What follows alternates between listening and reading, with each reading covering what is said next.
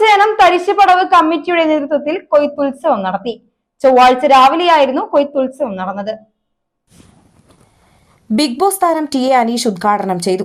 നമ്മളെല്ലാവരും കർഷകരാണ് എങ്കിൽ കൂടെ എന്റെ ഒരു ആരെങ്കിലും വിട്ടുപോയിട്ടുണ്ടോ എന്ന് അറിയില്ല, ആ പ്രോട്ടോകോൾ അനുസരിച്ച്.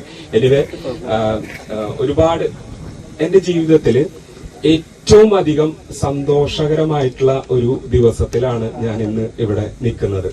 കാരണം ഞാൻ ബിഗ് ബോസിൽ പോകുമ്പോൾ രണ്ട് കാര്യങ്ങളാണ് ബിഗ് ബോസിന്റെ ഓഡീഷൻ ഘട്ടങ്ങളിൽ പ്രധാനമായിട്ട് പറഞ്ഞിട്ടുണ്ടായിരുന്നത്.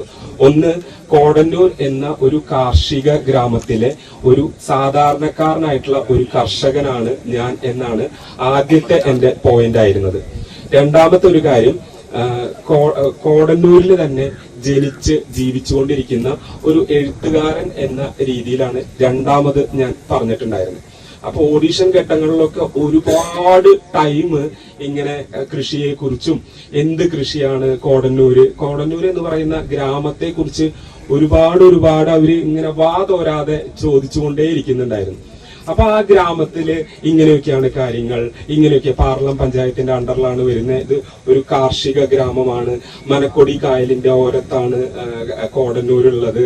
അവിടെ തൃശ്ശൂരില് പെയ്യുന്ന മഴവെള്ളം മുഴുവൻ സംഭരിക്കുന്ന, ആദ്യം സ്റ്റോർ ചെയ്യപ്പെടുന്ന ഒരു ഏരിയ ആണ് ഞങ്ങളുടെ സ്ഥലം എന്നൊക്കെ പറയുമ്പോൾ അവരത് വളരെ താല്പര്യപൂർവ്വം കേട്ടുകൊണ്ടിരിക്കുന്നുണ്ടായിരുന്നു.